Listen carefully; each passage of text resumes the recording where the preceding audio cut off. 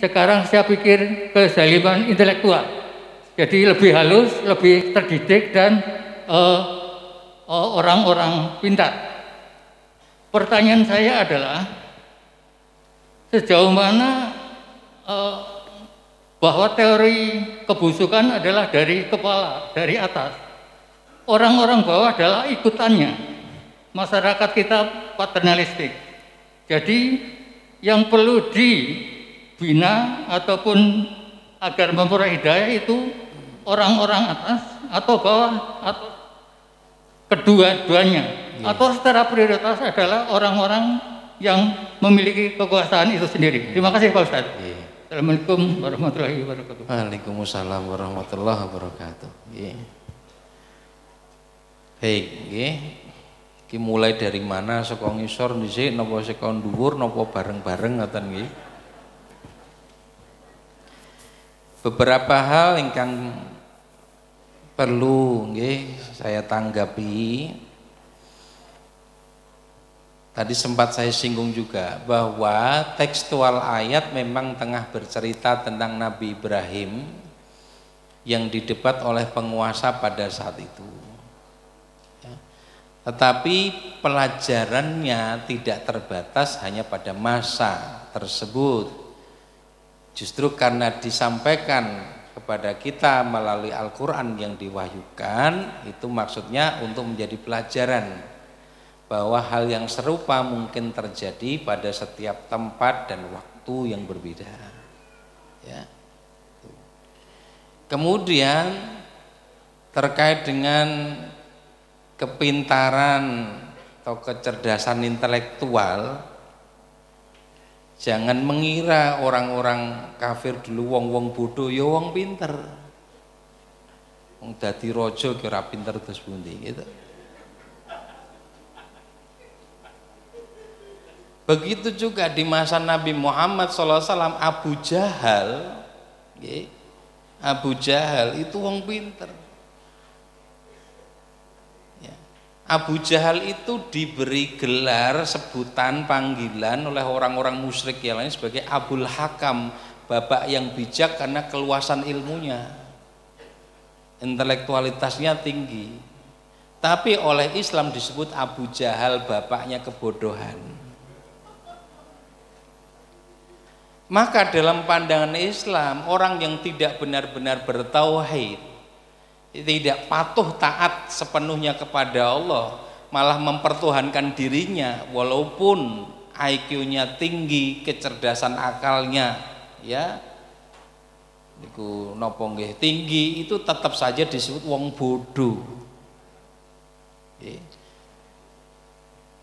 Tetap disebut orang bodoh. Maka Nabi mengatakan al-kayyisu mandana nafsahu wa amila lima ba'dal maut. Orang yang cerdas itu orang yang bisa mengendalikan dirinya dan beramal untuk hari setelah kematiannya.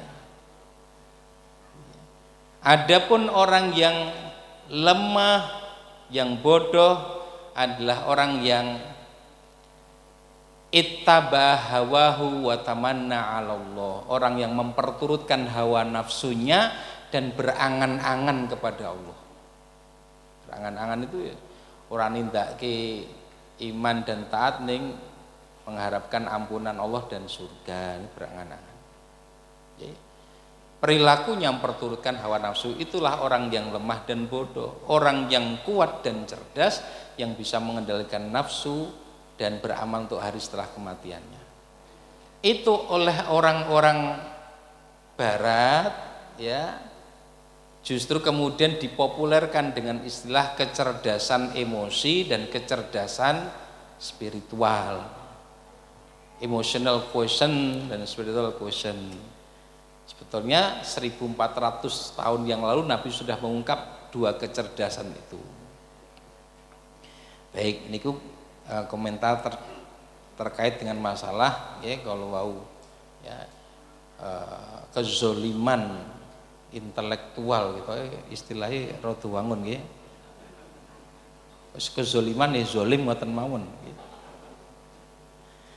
Pelakunya orang yang cerdas secara akal tapi hakikatnya dia bodoh. karena dia tidak mengenal Allah Subhanahu wa taala dan tidak mengenal hakikat dirinya. Mboten faham sinten menika Gusti Allah, bahkan tidak mengenal dirinya sendiri sebagai abdi. Menganggap awake niku pangeran sebagai Tuhan.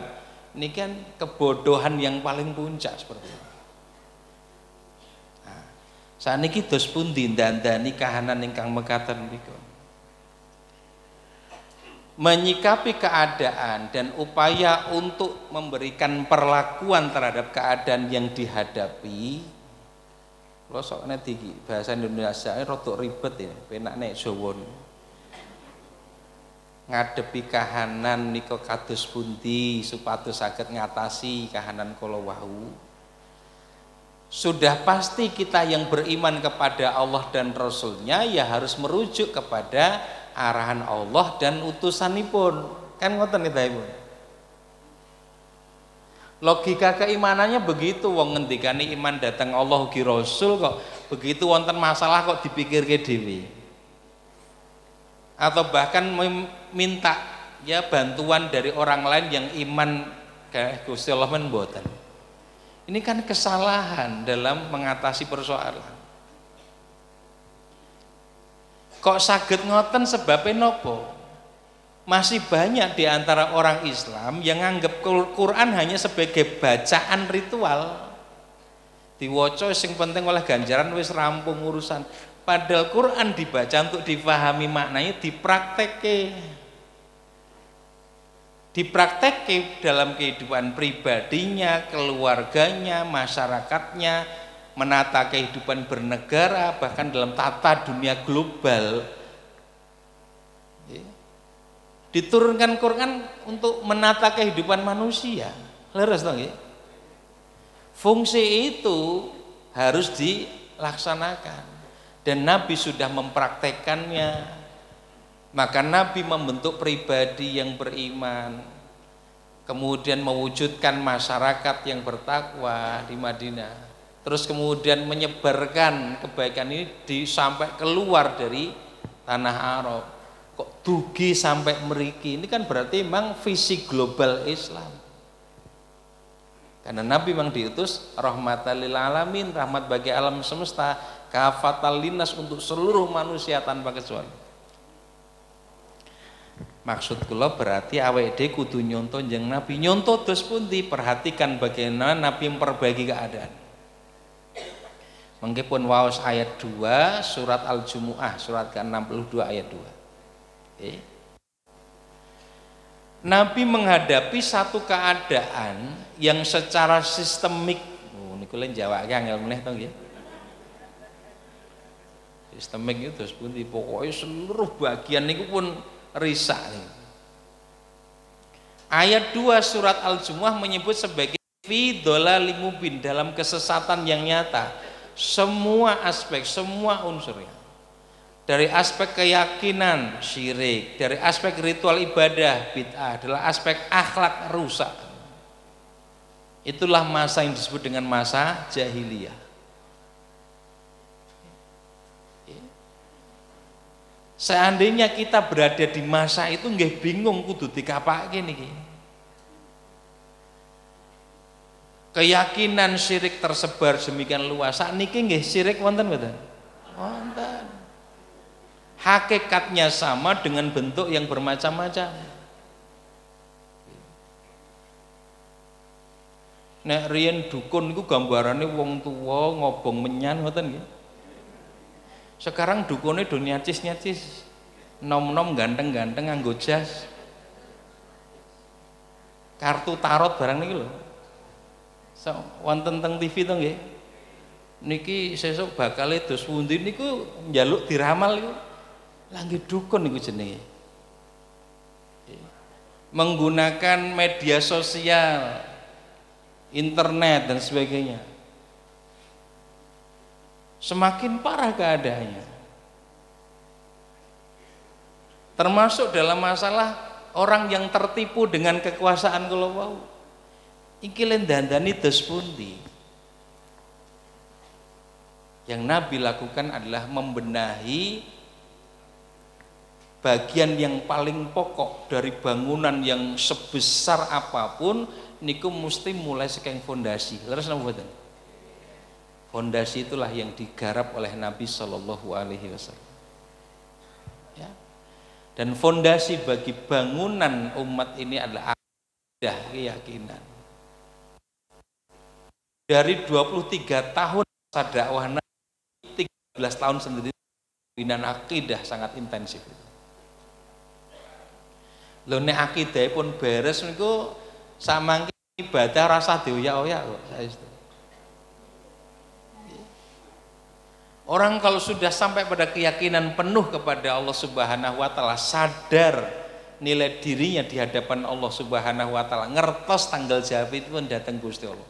Niku rasa dioyak-oyak ora kudu diseneni, niku sudah melakukan apa yang menjadi tugasnya. Kejujuran pun dia lakukan. Di masa Nabi orang datang kepada beliau, ya Rasul saya telah melakukan dosa begini, laporan. Orang dadak digoleki, dikonangi wong liya mboten. Dengan kesadarannya datang mengaku akan kesalahannya, nyuwun pitedah dengan Nabi kedahipun dos pundi. Maka mulailah dari pembina akidah menika. Bahwa pemilik sesungguhnya adalah Allah, yang punya kewenangan, yang menetapkan aturan adalah Allah, yang harus ditaati secara mutlak adalah Allah. Kula pan sami niku namung nindakake dawuh.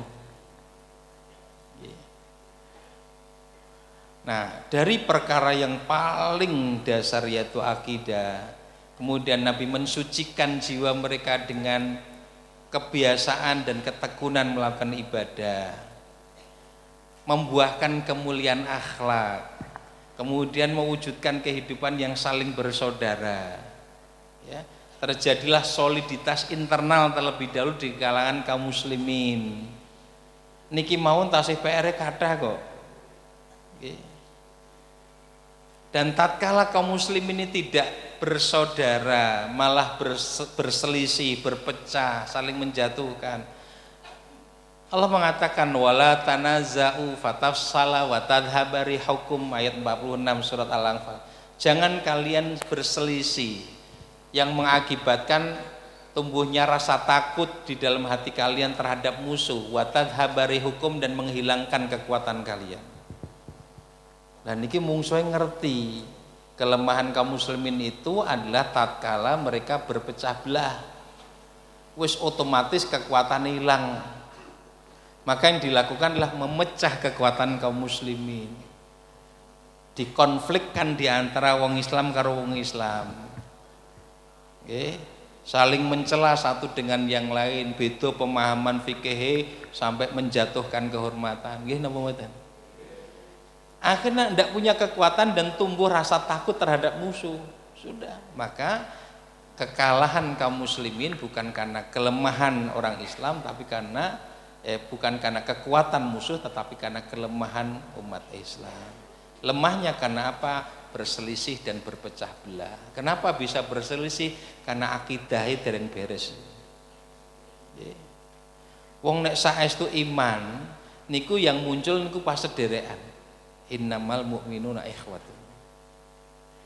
Kalau merasa beriman atau mengaku beriman kok uripe rasa seduluran, niku pasti bukan iman. Ya. Atau sangat lemah imannya. Nah, terus akidah menika diberesi gitu.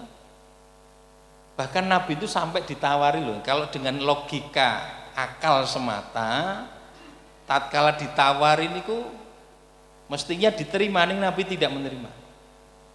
Dengan dakwah tauhidnya Nabi ditawari oleh orang-orang musyrik, "Hei Muhammad, kamu mau apa sih dengan yang kamu lakukan, ajak-ajak orang untuk ya menyembah Allah saja, meninggalkan berhala-berhala sembahan kami ini. Kamu mau apa? Kalau kamu mau kekuasaan, kami akan sepakat, seluruh kabilah, seluruh suku akan sepakat mengangkatmu sebagai pemimpin kami patuhi apa yang kamu perintahkan. Atau kamu menghendaki harta yang banyak, maka kami akan kumpulkan seluruh harta yang kami miliki, kami serahkan kepadamu. Atau kamu menghendaki wanita, maka kami akan kumpulkan wanita-wanita tercantik kami berikan kepadamu. Niku umpami jenengan sing ditawani. Gitu?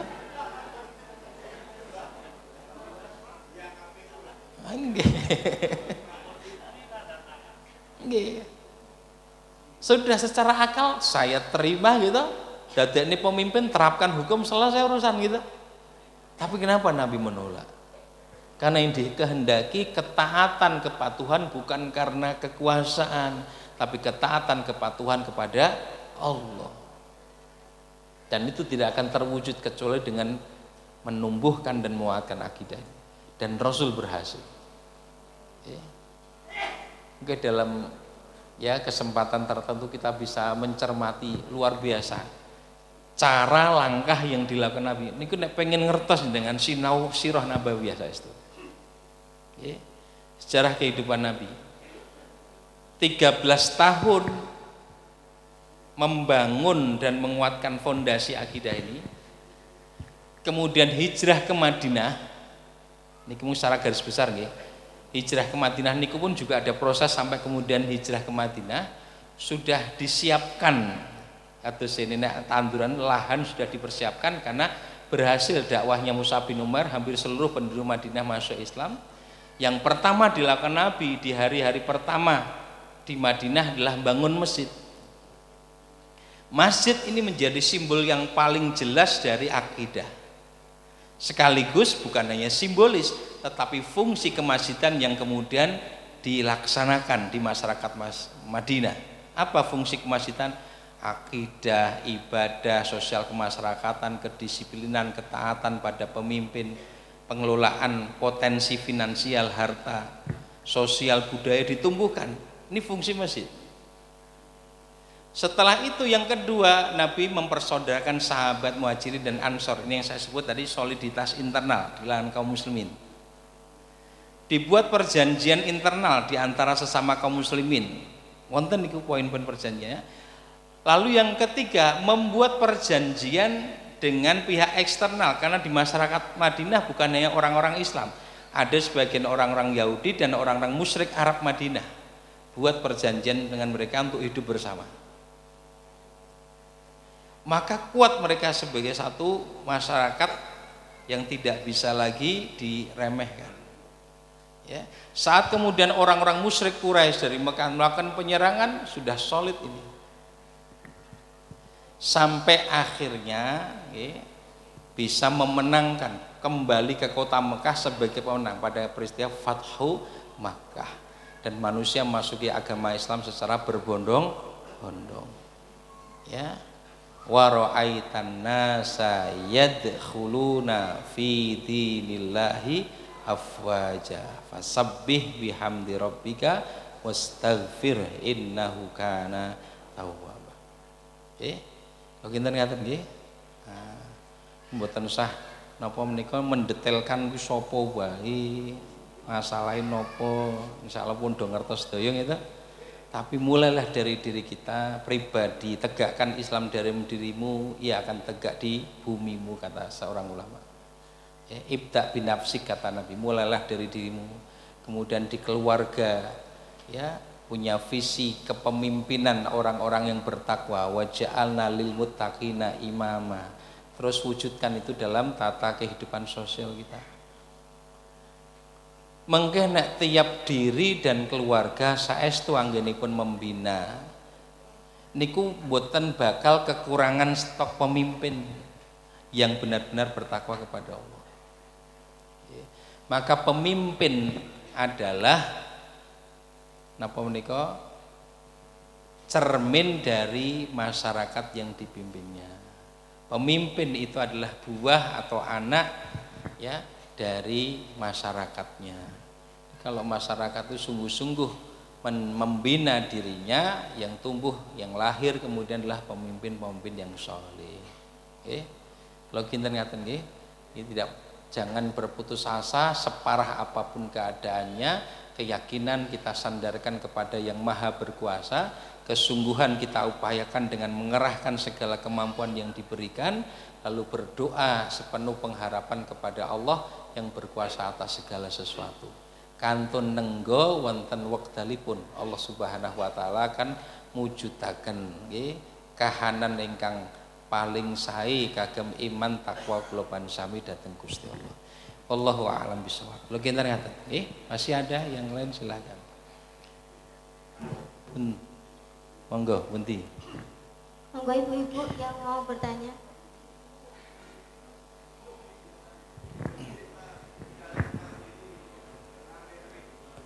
Untuk ibu-ibu dulu ya. Ya. Monggo Ibu. Terima kasih. Bismillahirrahmanirrahim. Assalamualaikum warahmatullahi wabarakatuh. Waalaikumsalam warahmatullahi wabarakatuh. Mohon izin bertanya Pak Ustadz. Monggo, Ibu. Ini ada titipan beberapa pertanyaan. Yeah. Yang pertama, apabila ada seorang istri yang sudah meninggal dunia oleh suaminya beberapa tahun yang lalu, dan sekarang sudah berusia sekitar 65 tahun, apakah masih berlaku masa iddah? Kemudian yang kedua, apabila ada seseorang menerima pemberian dari wali murid yang beragama Nasrani berupa mukena atau alat sholat, apakah boleh dimanfaatkan untuk beribadah atau bagaimana baiknya? Kemudian yang ketiga, sekarang ini marak adanya acara ulang tahun, baik ulang tahun kelahiran maupun ulang tahun organisasi. Bagaimana pandangan Islam dengan acara-acara tersebut? Terima kasih. Assalamualaikum warahmatullahi wabarakatuh. Waalaikumsalam warahmatullahi wabarakatuh. Jadi riyen di ayat berapa nggih ada tentang masa idah, masa idah itu warni-warni. Secara umum salah satu kuru 3 kali masa suci atau masa haid. Tapi bagi yang sedang mengandung masa idahnya sampai melahirkan. Kalau cerainya cerai mati karena suami meninggal dunia, masa idahnya pinten? 4 bulan. Lebih dari itu sudah selesai masa idahnya. Jadi ada masa idah yang ditetapkan oleh syariat. Kalau sudah lebih dari waktalipun berarti juga ya tidak habis kalau sudah tidak berlaku lagi masa idah. Lah dalam masa idah itu tidak boleh melangsungkan pernikahan. Dalam masa idah itu tidak boleh berlebih-lebihan di dalam napa menika berhias gitu nggih. Dalam masa idah itu kalau tidak sangat terpaksa dan dibutuhkan mboten boleh keluar rumah gitu nggih. Tapi kalau memang tidak bisa dihindari dan memang butuh untuk keluar itu boleh. Baik menika ingkang setunggal. Kaping kalih tadi mana mukena ngaten nggih yang sudah enggak kepake ngaten. Pemberian dari non muslim nggih. Kalau sebetulnya sebagai pemberian itu muamalah di antara manusia, memberi, menerima, jual, beli, pinjam, meminjam boleh, tidak ada masalah. Secara hukum fikih tidak ada masalah. Boleh diterima, boleh dimanfaatkan. Cuman dari aspek sisi dakwah perlu dicermati. Ki kok tiba-tiba ngenai niku karepe apa? Nggih. Karena begitu diberi sesuatu oleh orang kan kemudian merasa berutang budi. Kemudian punya simpati terhadap pihak yang memberi. Nggih. Ono karepe apa ora ini? Itu masalah di situ. Khawatirnya kalau suatu saat dia ngajak atau melakukan sesuatu yang tidak benar menurut agama kita, terus dadi pakaiwuh untuk nolak. Nah itu di situ. Oke. Nah kalau tidak ada pamrih apa-apa yang berikan saja ditampi nggih mboten napa-napa. Ya, tapi jangan sampai mempengaruhi napa independensi kita untuk tetap memegang teguh keyakinan ya Islam. Kalau kita nanten nggih. Kemudian yang ketiga nopo? Acara ulang tahun. Ulang tahun. Menurut pandangan Islam Pak Syed. Ten nggih. wonten sing sampai mengharamkan, membid'ahkan, ngoten nggih barangkali muncul pertanyaan itu. Sekarang analisane ngeten, ulang tahun niku masalah ibadah napa masalah muamalah? Di luar ibadah nggih, bukan ritual ibadah. Leres nggih? Ibadah dalam pengertian khusus mahdo itu kan sholat, zakat, poso, haji, doa, zikir, baca Quran itu nih. Ulang tahun itu kan bukan ritual ibadah ya. Dia bagian dari muamalah, bainan nas, tradisi, budaya dan sebagainya. Leres nggih? Maka untuk mengambil kesimpulan hukum ya, ada kaidah fikihnya yang harus diperhatikan agar tidak salah dalam mengambil kesimpulan hukumnya. Kalau itu bukan persoalan ibadah, maka al aslu fil asya'i al ibahah atau al aslu fil muamalati as-sihah. Hukum asal dari muamalah atau segala sesuatu di luar ritual ibadah adalah al ibahah, boleh, mubah. Hatta yakuma dalilun alal amri, sampai ada dalil yang jelas-jelas melarangnya. Terus nek sanes perkawis ibadah ritual niku hukum asalnya ini basa Jawane janjane oleh. Nggih, kecuali kalau ada dalil yang tegas-tegas melarang hal tersebut. Tapi kalau ritual ibadah al aslu fil ibadah al butlan, hukum asal ibadah itu batil, nggak boleh dikerjakan hatta yakuma dalilun alal amri, sampai ada dalil yang jelas memerintahkannya. Nek ono perintahin nembe dilakoni niku nek ibadah. Kalau nggak ada perintahnya jangan dikerjakan. Kalau muamalah di luar ibadah boleh selama tidak ada larangan. Kalau ada larangan baru jangan lakukan. Nah, saat niki ulang tahun, itu bukan ritual ibadah. Yang penting dicermati le ngacarani ulang tahun itu dos pundi. Kan ulang tahun itu kan peristiwa kejadian mawon to nggih. Yang kemudian dilakukan seseorang berkaitan dengan ulang tahun kan ada yang memberi ucapan selamat. Wonten sing ndongake. Ada yang digunakan momentum ulang tahun untuk sedekah. Kan ngoten? Ada juga yang untuk bermewah-mewahan, menghambur-hamburkan harta. Kan saged dibiji teng mriku. Kalau ada unsur yang dilarang, di situ baru berlaku larangan haram. Kalau enggak ada larangan sing dilakoni niku hanya mengambil momentum untuk mendoakan, mengambil momentum untuk mengambil pelajaran dari kehidupan sekian lama yang sudah dijalani, lalu berdoa untuk sekian waktu yang mungkin Pak Tasid diparingi. Boleh, tidak ada masalah kan, mengambil momentum saja. Nah, hanya kalau isinya adalah berfoya-foya, menghambur-hamburkan harta, menampakkan kesombongan dan sebagainya, nah di situ baru dilarang. Kata nih Bang ya, wallahu a'lam bishawab. Terima kasih banyak pada Ustadz Sigit yang telah menjelaskan, dan mohon maaf untuk semua jamaah Bapak Ibu karena waktunya sudah menjelang duhur, sesi tanya jawabnya sudah selesai. Bisa disampaikan untuk bulan depan pengajian berikutnya. Untuk informasi infak pada pengajian kali ini terkumpul 10.663.500.